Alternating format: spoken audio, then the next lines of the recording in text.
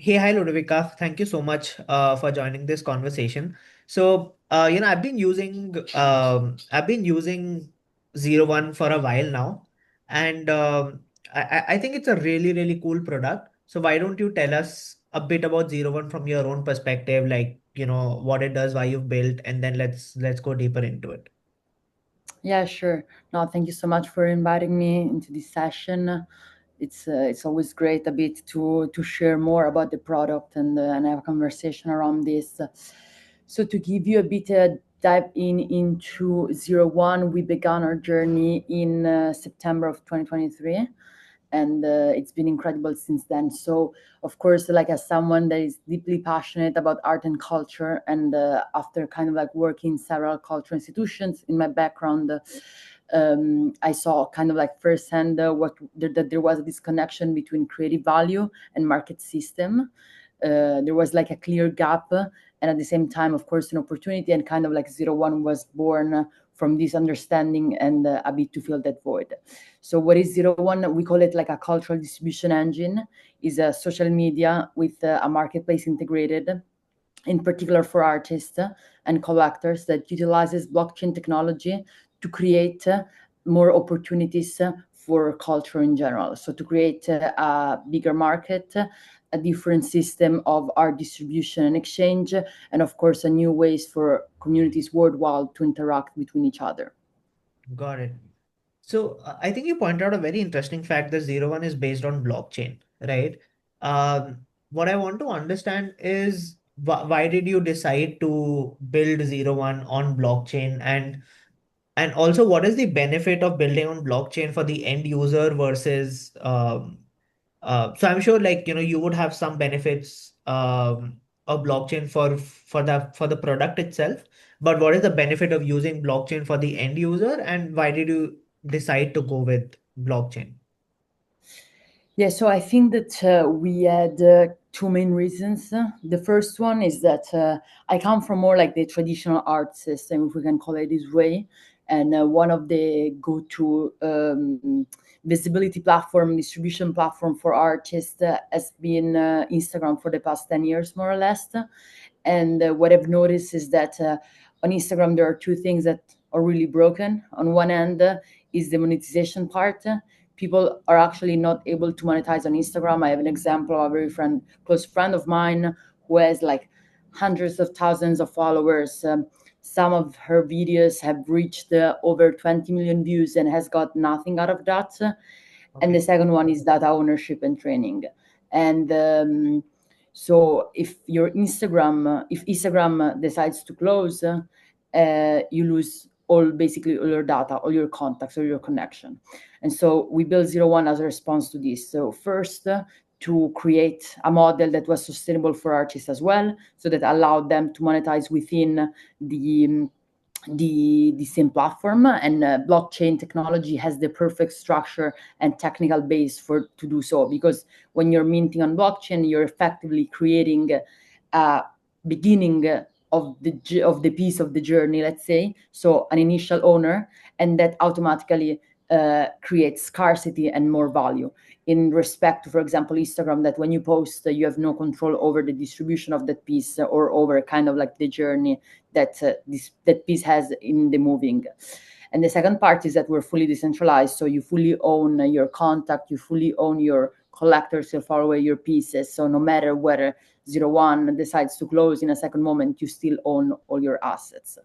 And that for us is incredibly valuable, as our society, our generation, my generation, and firsthand, is shifting towards a almost completely digital world, where your identity is I believe even like 90% built on the internet. Then we should start to begin to protect ourselves and maximize what is possible with today's technologies. Understood. So if I understand it correctly, I think the um, main sort of advantage for the end user is that because they own everything. So if tomorrow, even if Zero One does not exist, they would still own that artwork, right? It would still be theirs. And that sort of brings me to this one question. Like, for example, um, so let's say today I own a digital artwork. What are some of the use cases for me? Like, I'm sure for for a creator, there are a lot of use cases of using zero one, which is they can come and they can, um, they can mint artwork, they can make it paid so that people have to buy it and all of that. Now, as a collector, what's in it for me? Like, for me to collect art or even pay for art specifically because it's digital, right? Like we know if it's physical art, it has a different thing. You can Right. keep it in your rooms and all of that.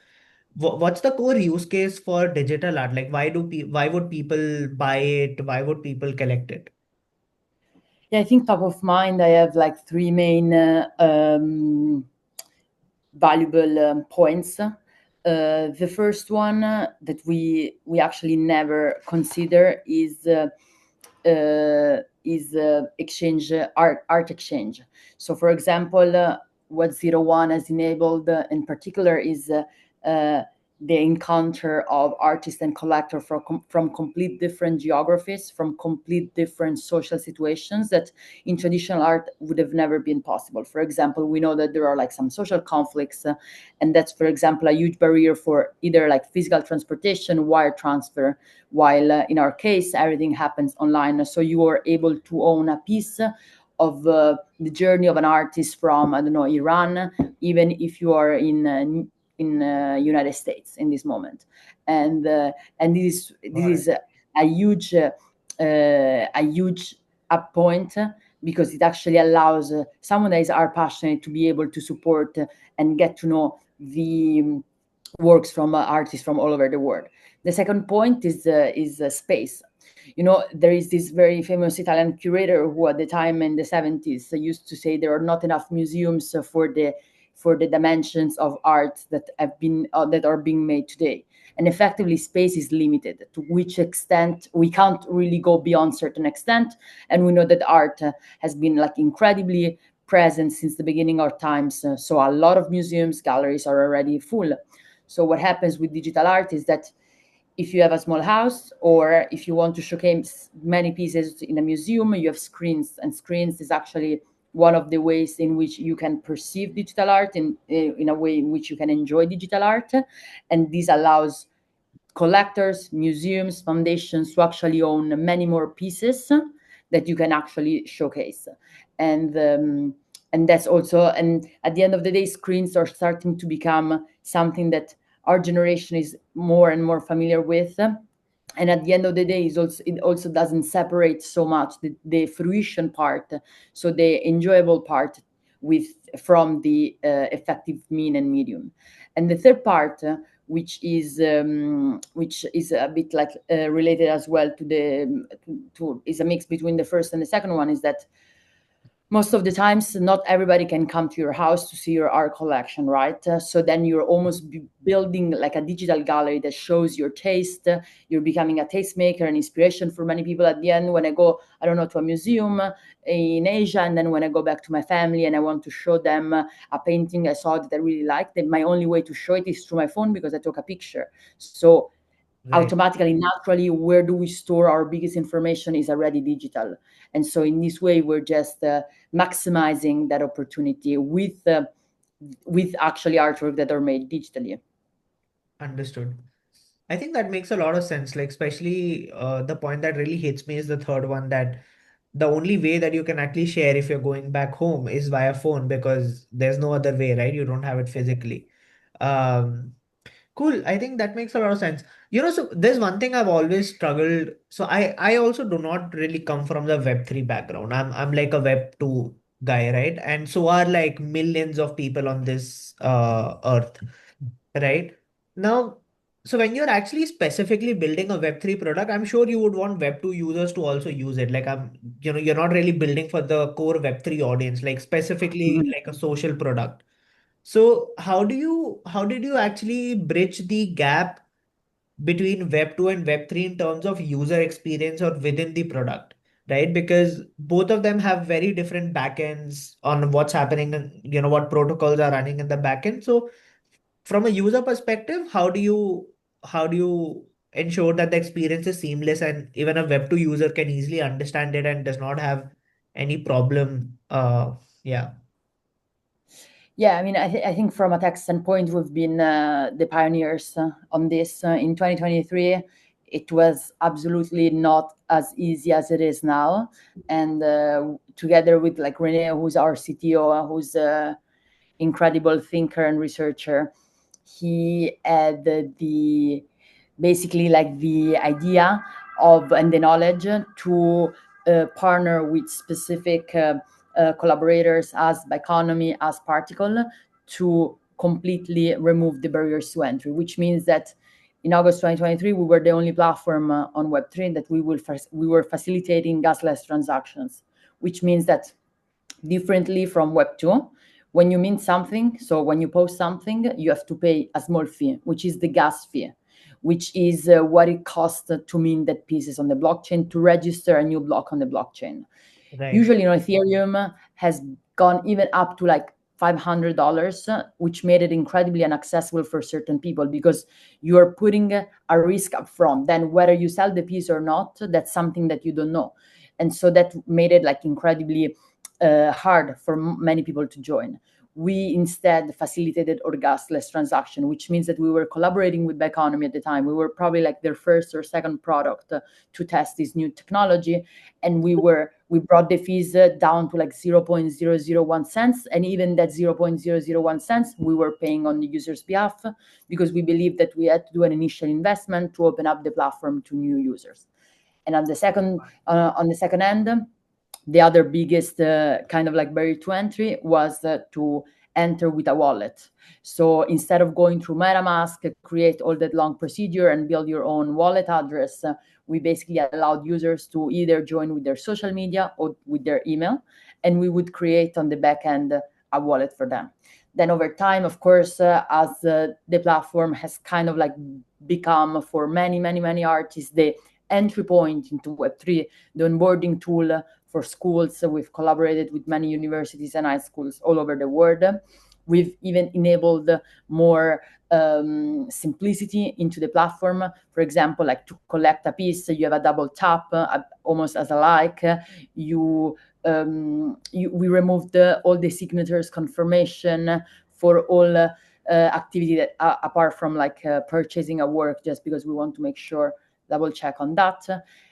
And on top of this, the work we're doing now is allowing the users of Web2 also understanding what is the concept of blockchain, so why you're actually moving there. And that's more an educational process that we're working, which is accompanying the user with wording, with support, with valuable hints and insights into why it matters to move away from Instagram into something that is more decentralized, that is more ownership focused, that is not data training, and that is more like where you are actually in charge and in power of your own data and your own assets on the platform. Interesting. I think, yeah, that makes a lot of sense. Like I'm not a big user of Web3 apps. Like I said, I'm a Web2 guy.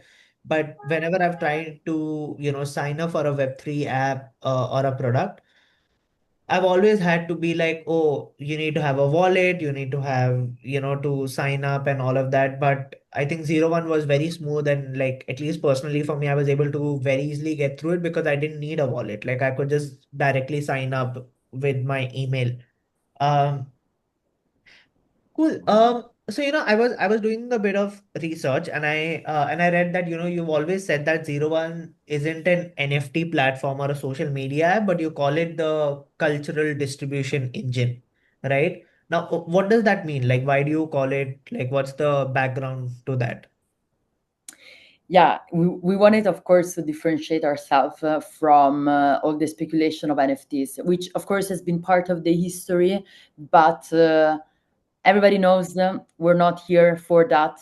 We're not here for meme coins. We're not here for NFT speculation. We're here to actually using this tech to simplify and make the life of artists and collector easier and better. And so we had to choose a specific wording to describe ourselves. And at the end of the day, what we saw is that over time, genuinely, not only artists joined, but also designers, UX, UI, graphic designers, musicians, Ikebana artists, like any kind of artist. And so we were like, this is not even on our platform. This is an engine that is distributing culture.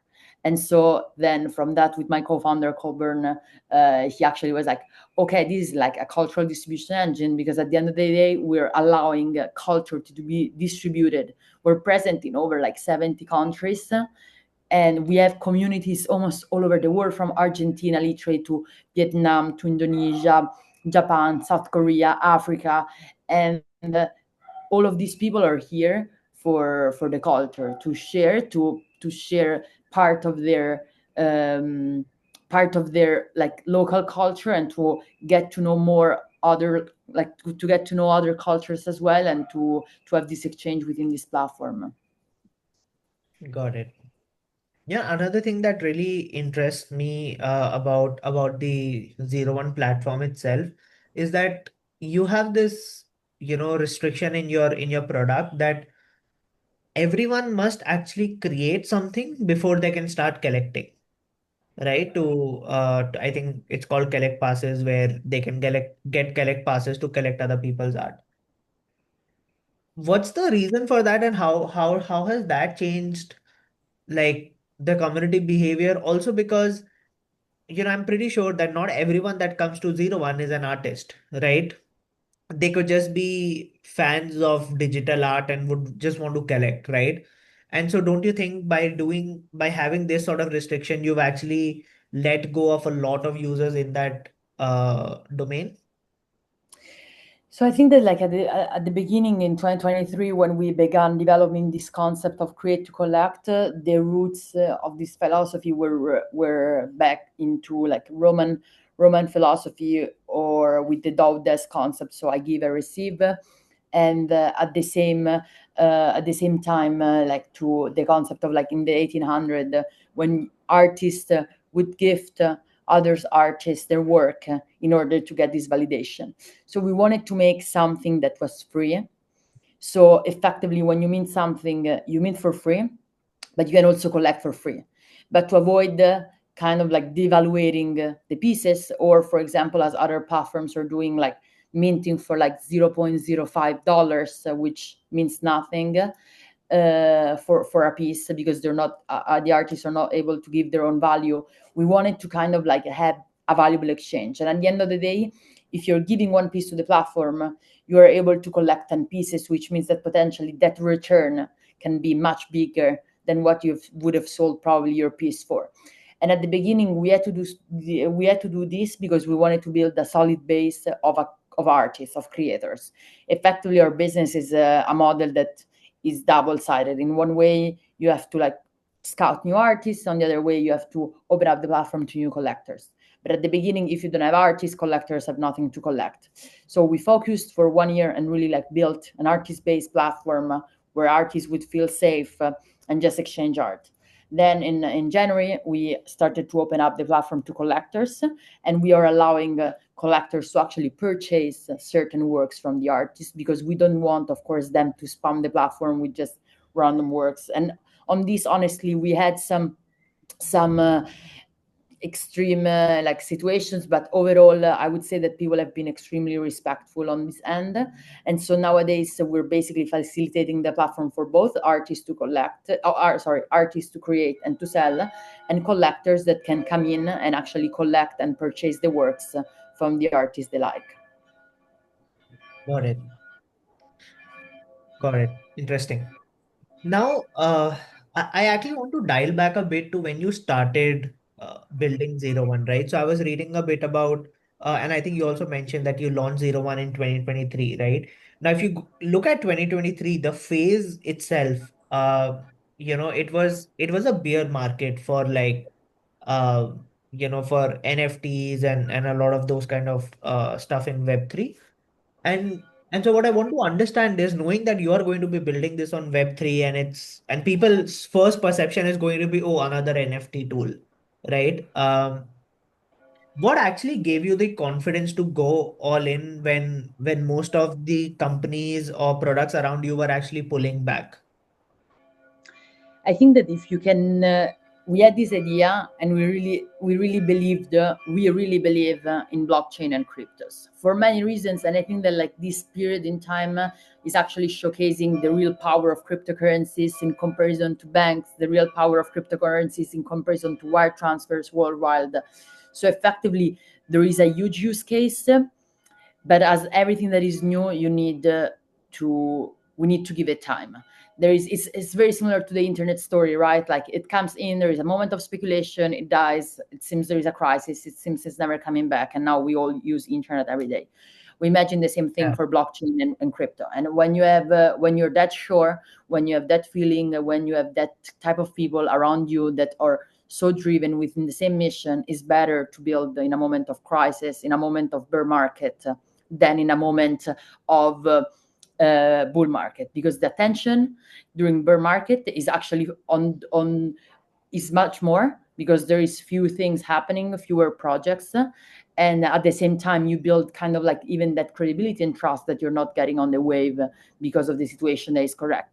And at the same time, from like a strategic standpoint, as during the bear market everything is low, is the best moment to buy art, is the best moment to buy Yeah. crypto, and because like the return is just bigger. So like in the moment of Yeah. crisis, it's better to invest in the market, right?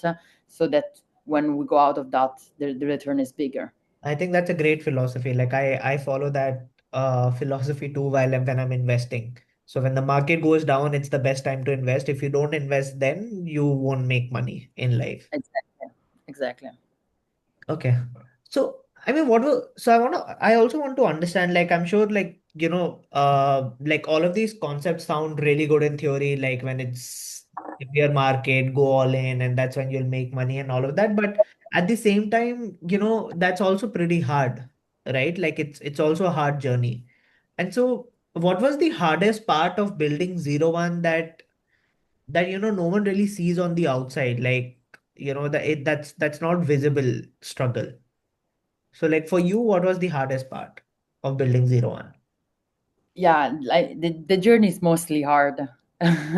All the journey is mostly hard because there are many aspects of being of building zero one that have been hard, which a lot is rooted in. So I think that like the biggest strength has been like all the product and all the idea, the vision on that, but of course like.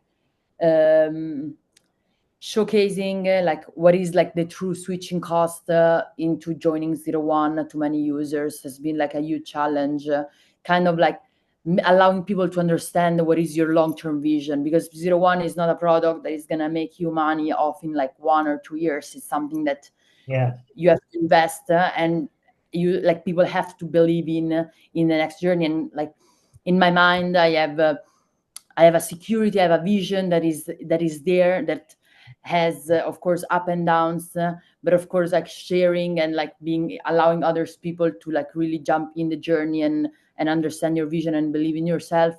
Of course, is challenging.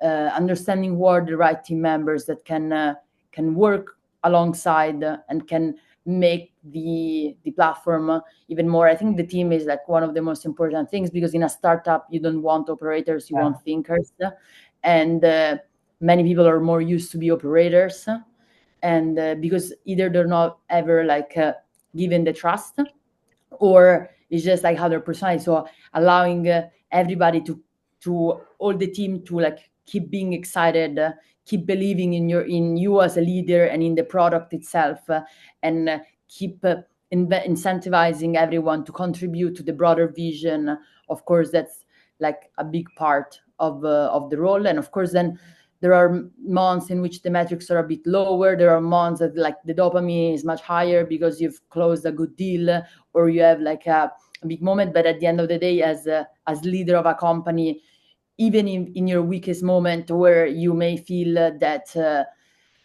not everything is going as you want, you have to find the strength.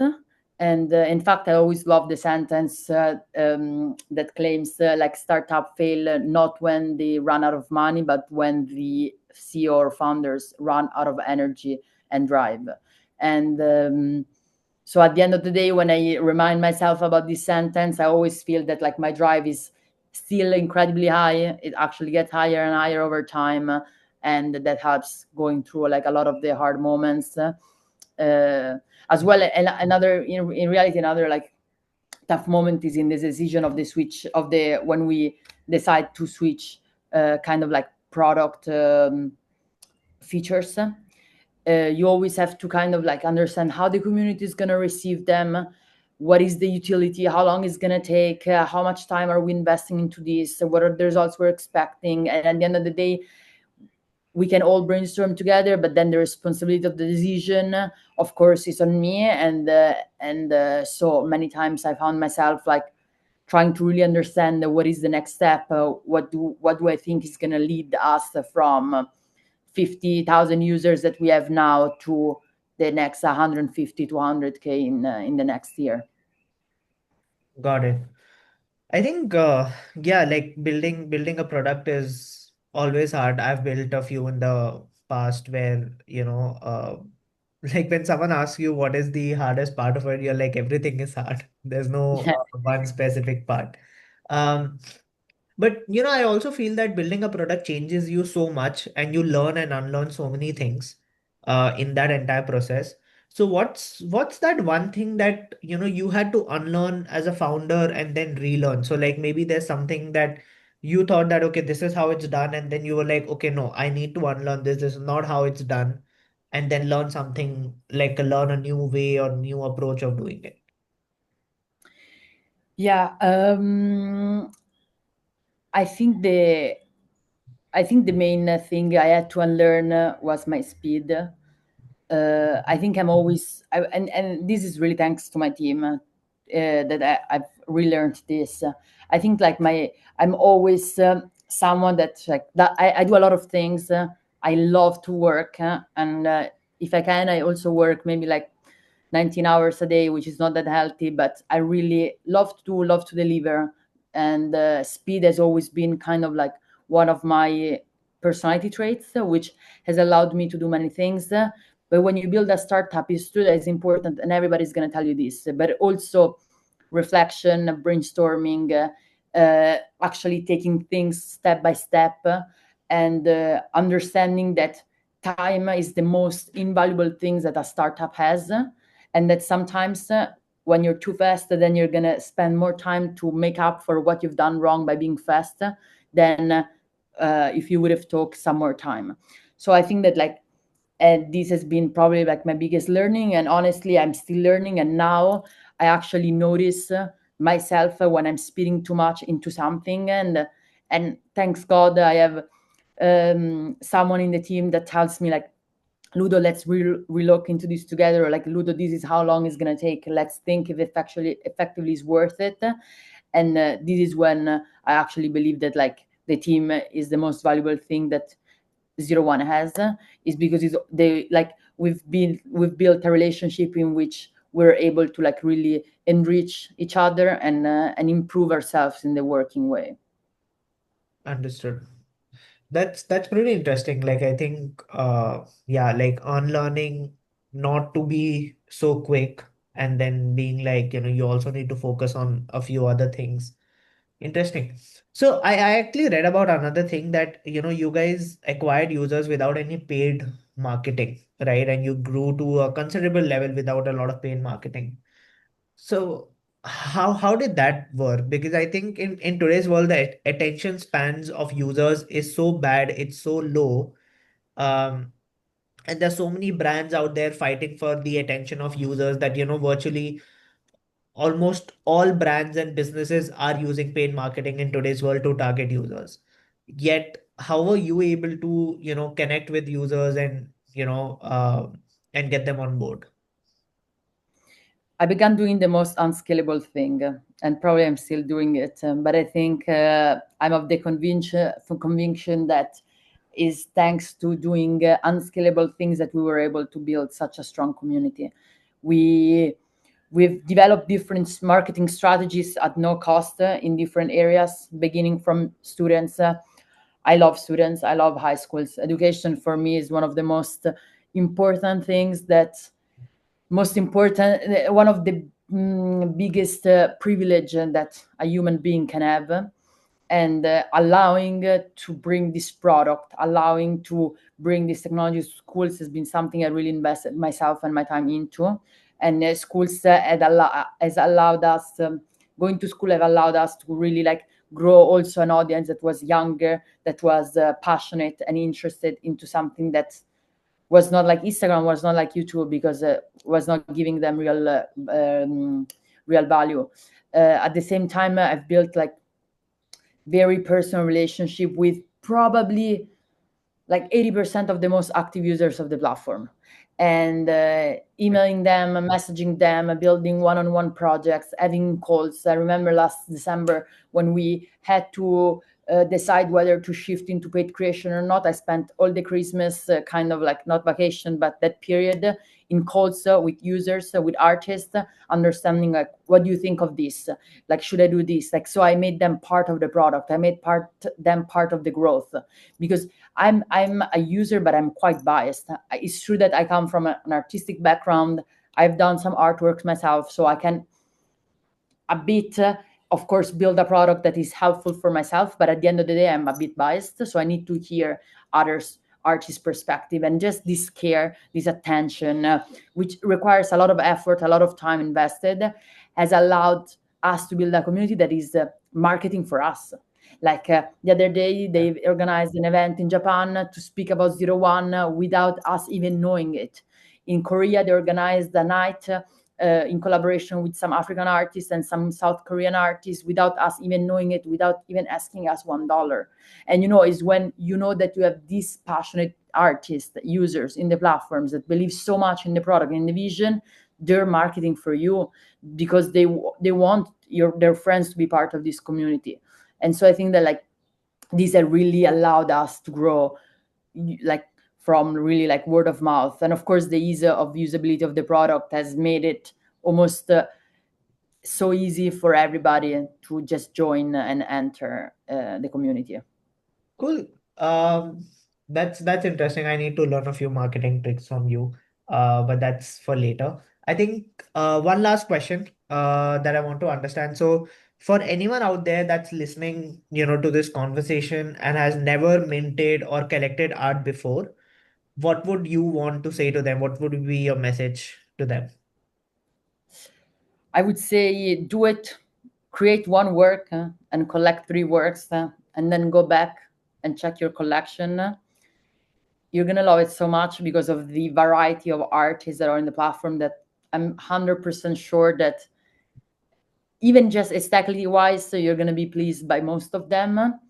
And you will see how the app is addictive, because at the end of the day, everybody wants to own what they love. And on zeroone it's possible. It's possible free in a frictionless way and in a riskless way.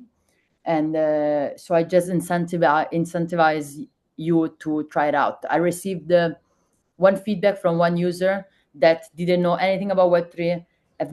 Is an art collector, never collected anything as digital art. After Okay, three works he collected, he texted me, "Your app is a drug." And today, in 3 months, he has a collection that is worth $4,000 with like 200 pieces. crazy. Cool. I think, yeah, that's it. Thank you so much for this conversation. I hope you had a lovely time, and I hope people who do listen to this get to know a bit about uh, how to build products, what Zero One does, how Zero One can, is sort of changing the cultural landscape. So, once again, yeah, thank you so much for this conversation. Thank you so much for inviting us and to speak about zeroone.